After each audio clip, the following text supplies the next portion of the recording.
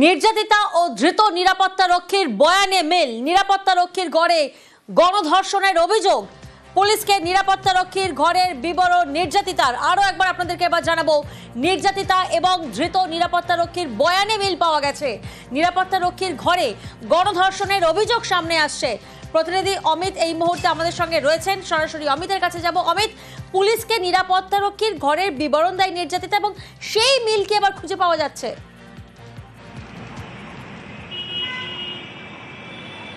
একেবারেই নির্যাতিতার লিখিত অভিযোগপত্র এবং পুলিশের কাছে যে দেওয়া যে স্টেটমেন্ট বা বয়ান, তার সাথে একেবারে মিল পাওয়া যাচ্ছে পুলিশের হাতে ধৃত বা গ্রেপ্তার হওয়া নিরাপত্তারক্ষী পিনাকি বন্দ্যোপাধ্যায়ের। নির্যাতিতা বলেছিলেন যে ধর্ষণের তিনি শিকার হয়েছেন, সেটি ধর্ষণের প্লেস অফ অকারেন্স এই সিকিউরিটি গার্ডের ঘর। সিকিউরিটি গার্ডের ঘরের বিছানাতেই তার উপরে শারীরিক অত্যাচার, যৌন নির্যাতন, যৌন নিপীড়ন এবং ধর্ষণের ঘটনা ঘটে এবং সেখানকার বিছানা এবং বিছানার পরবর্তী অবস্থায় ঘর কি অবস্থায় ছিল তার যে বিবরণ নির্যাতিতা দিয়েছিলেন, পুলিশ আসার পর নিজের চোখে যা দেখেছিলেন তার সাথে এই ধৃত নিরাপত্তারক্ষী পিনাকি বন্দ্যোপাধ্যায়ের বয়ান কিন্তু মিলে যাচ্ছে। ধৃত পিনাকি জানিয়েছিলেন যে ঘটনার সময় তাকে ভয় দেখিয়ে চমকে বাইরে রেখে দেওয়া হয়েছিল, মানে অর্থাৎ ঘরের বাইরে রাখা হয়েছিল। পরবর্তী সময় অর্থাৎ 10:50 নির্যাতিতা বেরিয়ে যান। 11টার পর এই 3 অভিযুক্ত বেরিয়ে যাওয়ার পর তিনি যখন তার নিজের ওই নিরাপত্তারক্ষীর ঘরে যান, তখন দেখেন বিছানা অগোছালো অবস্থায় রয়েছে এবং বিছানা যে ধস্তাধস্তি যে হয়েছে তার চিহ্ন কিন্তু তার চোখে আসে। তারপর তিনি আর ঘরে ঢোকেননি, তিনি সারা রাত বাইরে কাটিয়েছিলেন। সেক্ষেত্রে নির্যাতিতা যে বর্ণনা দিয়েছিলেন বা যা বিবরণ দিয়েছিলেন প্লেস অফ অকারেন্স অর্থাৎ ঘর সম্বন্ধে বা বিছানা সম্পর্কিত, একই সঙ্গে মিল ম্যাচ করে যাচ্ছে বা মিল পাওয়া যাচ্ছে এই পিনাকি বন্দ্যোপাধ্যায়ের। শুধু তাই নয়, অভিযোগ জানানোর পর পুলিশের তরফে যখন একদম সরাসরি এই ল কলেজে এসে যখন প্লেস অফ অকারেন্স এই গার্ডের ঘরে তারা যখন পুলিশ যখন যায়, তখনও কিন্তু বিছানা ওই একই অবস্থাতেই ছিল, অর্থাৎ অগোছালো এবং সেখানে ধস্তাধস্তি যে হয়েছে বিছানায় চিহ্ন কিন্তু ছিল। স্বাভাবিকভাবে নির্যাতিতার বয়ান। অমিত, তুমি সঙ্গে থাকো আমাদের।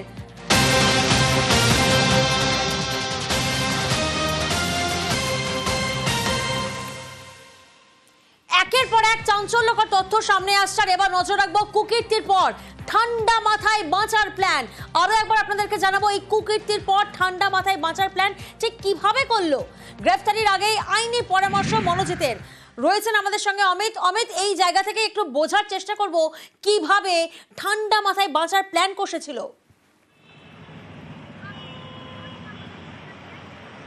দেখো, এই সার্কেলটা যদি তোকে দেখতে হয়, ঘটনার দিন অর্থাৎ 25 তারিখ রাতে 10:50 নির্যাতিতা বেরিয়ে যায়। তার আগে তাকে হুমকি দেওয়া হয়েছিল কারো কাছে যাতে কোনো রকম অভিযোগ না করে। এবং আমি এরপরে পরের দিন যদি চলে আসা হয় 26 তারিখ সকাল থেকে নির্যাতিতা এবং তার পরিবারের গতিবিধির ওপরে নজর রাখার কাজ শুরু করে দিয়েছিলেন এই মনোজিৎ এবং তার সহযোগী জাহিদ। তারা থানার আশেপাশে, কলেজের আশেপাশে তারা ঘুরছিলেন। তারা জানার চেষ্টা করছিলেন যে নির্যাতিতা বা তার পরিবারের সদস্যরা থানায় অভিযোগ জানাতে যাচ্ছেন কিনা। যখন তারা প্রায় সুনিশ্চিত হয়ে যান যে তাদের বিরুদ্ধে থানায় অভিযোগ হচ্ছে বা হতে চলেছে বা হয়ে গেছে, তখন তারা সুকৌশলী এবং ঠান্ডা মাথায় পরবর্তী পরিকল্পনা করা শুরু করেন। কি করেন? আইনি পরামর্শের কাজ। তিনি আইনের ছাত্র, তিনি আলিপুর ক্রিমিনাল কোর্টে তিনি একজন আইনজীবী হিসেবে প্র্যাকটিস করেন।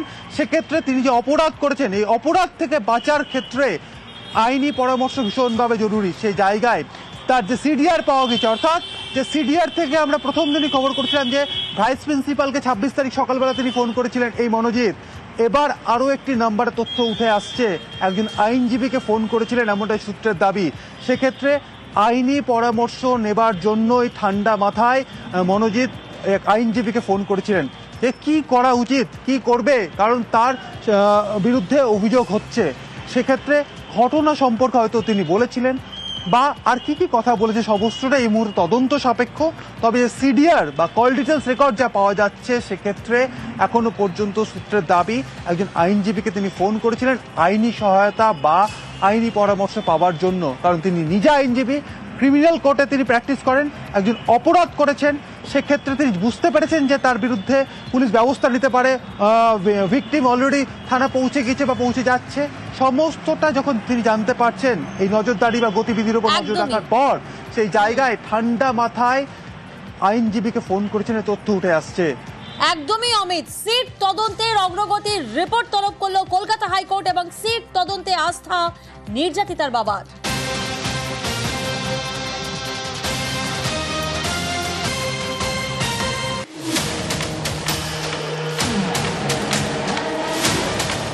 গত বুধবার সাউথ ক্যালকাটা ল কলেজে গণধর্ষণের অভিযোগ, এ নিয়ে জোর তোলপাড়। জনস্বার্থ মামলা হয়েছে কলকাতা হাইকোর্টে। বৃহস্পতিবার শুনানি হয় বিচারপতি সৌমেন সেন এবং বিচারপতি স্মিতা দাসদের বেঞ্চে। সেখানে সিট তদন্তের অগ্রগতি রিপোর্ট তলব করে আদালত। কেস ডায়েরিও তলব করা হয়। 10 জুলাইয়ের মধ্যে রিপোর্ট পেশের নির্দেশ দেয় হাইকোর্ট। শুনানিতে এদিন নির্যাতিতার পরিবারের আইনজীবী বলেন, নির্যাতিতার নাম ধাম যেন প্রকাশ করা না হয়, পরিবারকে যেন তদন্তের অগ্রগতি রিপোর্ট দেওয়া হয়। এরপরেই তিনি বলেন, মামলায় যেন নির্যাতিতার পরিবারকে পার্টি করা হয়, শুনানিতে পরিবার যেন বক্তব্য রাখতে পারে। এরপর রাজ্যের আইনজীবী কল্যাণ বন্দ্যোপাধ্যায় বলেন, নির্যাতিতার নাম ধাম বা অন্য কোনো মহিলার ইন্টারভিউ নিয়ে যেন বিভ্রান্তি না ছড়ায়। সমাজ মাধ্যমে বিষয়টি নিয়ন্ত্রণ প্রয়োজন। পুলিশ তদন্তের জন্য সব রকম পদক্ষেপ করেছে। হলফনামা দেখলে আদালত সন্তুষ্ট হবে। এফআইআর হওয়ার 3 ঘন্টার মধ্যে একজন লেডি পুলিশ অফিসার মূল অভিযুক্তকে গ্রেপ্তার করেন। পুলিশের উপর আমার পূর্ণ আস্থা। লালবাজার যে তদন্ত করছে তাতে পূর্ণ আমার আস্থা আছে। সিট যে গঠন করেছে তাদের যা তদন্ত, তাদের তদন্তের প্রতি আমি খুবই আস্থাশীল। আমি চাই তারা পূর্ণ তদন্ত করে দোষীর উপযুক্ত শাস্তির ব্যবস্থা করে দিই। আমাদের যা ভিকটিমের সাথে কথা হয়েছে, সিট পুরো কর্পোরেশন করছে ভিকটিমের সাথে। আপাতত সিটের সঙ্গেই ভিকটিমের কথাবার্তা হচ্ছে। মানে কলকাতা পুলিশ ইনভেস্টিগেশনে এখন ভরসা রাখছেন? হ্যাঁ, সন্তুষ্ট এখনো কলকাতা পুলিশের। আমরা আলাদা করে কোনো আবেদন করিনি। আজকে যা মামলা ছিল সেখানে আমরা অ্যাপিয়ার করেছি। 10 তারিখ প্রোগ্রেস রিপোর্টের জন্য রেখেছে। আপাতত ভিকটিমদের সঙ্গে সিট সম্পূর্ণ রকমভাবে সহযোগিতা করছে। 25 জুন সাউথ ক্যালকাটা ল কলেজের ছাত্রীকে গণধর্ষণের অভিযোগ। গণধর্ষণের অভিযোগে জালে 4। তাদের মধ্যে প্রধান অভিযুক্ত মনোজিৎ মিশ্র, এছাড়াও পুলিশ হেফাজতে জায়েব আহমেদ এবং প্রমিত মুখোপাধ্যায়। ধরা পড়ে কলেজের নিরাপত্তারক্ষীও। এই ঘটনা তদন্তে গঠন করা হয়েছে সিট। তাদের থেকে রিপোর্ট তলব করল হাইকোর্ট। অর্ণব হাজরা, নিউজ 18 বাংলা।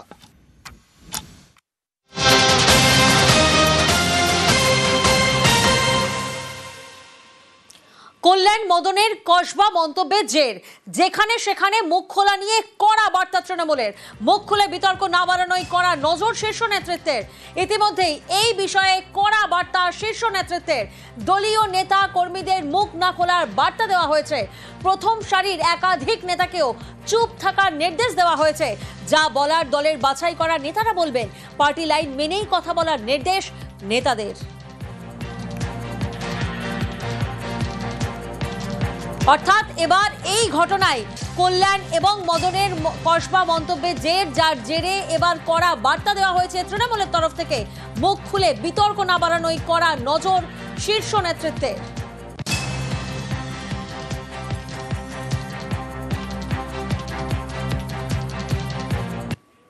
রাজ্যের সব কলেজ বিশ্ববিদ্যালয়ের ইউনিয়ন রুম বন্ধ রাখতে হবে। উচ্চশিক্ষা দফতরকে নির্দেশ দিল কলকাতা হাইকোর্ট। একমাত্র রেজিস্ট্রারের অনুমতি দিলেই ইউনিয়ন রুম খোলা যাবে, নির্দেশ দিয়েছে আদালত।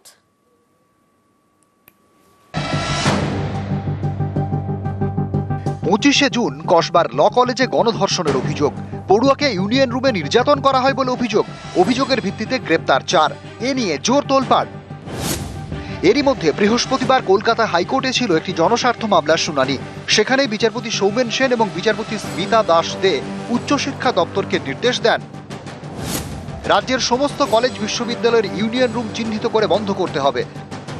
ইউনিয়ন রুম ব্যবহার করতে হলে প্রিন্সিপাল বা রেজিস্ট্রারের থেকে অনুমতি নিতে হবে। ইউনিয়ন খোলার জন্য থাকতে হবে অনুমতিপত্র। এর আগে আমরা যে জনস্বার্থ মামলা করেছিলাম তাতে রাজ্য সরকার শিক্ষা দপ্তরের থেকে একটি এফিডেভিট দিয়ে জানিয়েছিল রাজ্যে এই মুহূর্তে কোনো স্টুডেন্ট ইউনিয়ন নেই, কোনো স্টুডেন্ট কাউন্সিল নেই। কিন্তু তার সত্ত্বেও সাউথ ক্যালকাটা ল কলেজের ঘটনা স্পষ্ট করে দিয়েছে গোটা ঘটনা ঘটেছে স্টুডেন্ট ইউনিয়ন রুমের মধ্যে। তার মানে স্টুডেন্ট ইউনিয়ন রুম খোলা আছে। গোটা রাজ্য জুড়ে স্টুডেন্ট ইউনিয়নের নামে লাখ লাখ কোটি কোটি টাকা উঠছে। স্টুডেন্ট ইউনিয়ন রুমগুলো যেভাবে চলছে অবৈধভাবে চলছে। কলেজ এবং বিশ্ববিদ্যালয়ে পড়ুয়াদের জন্য ইউনিয়ন রুম। অভিযোগ, দীর্ঘদিন ছাত্র সংসদের নির্বাচনই হয়নি, অথচ কলেজে ভর্তির সময় ইউনিয়ন ফি নেওয়া হয়, খোলা রাখা থাকে ইউনিয়ন রুম। হাইকোর্টের নির্দেশের পর ছাত্র সংসদ নির্বাচনের দাবিতে সরব এসএফআই। হাইকোর্টকে স্বাগত। দীর্ঘদিন ধরে কলেজের ইউনিয়ন রুমগুলো ইউনিয়ন নেই, নির্বাচিত ছাত্র সংসদ নেই, কিন্তু কলেজের পর কলেজে ইউনিয়ন ফিজ নেওয়া হয়েছে। প্রত্যেকটা ক্যাম্পাসে এরকম 3-4টা করে মসজিদ আছে যারা কলেজ চালাচ্ছে।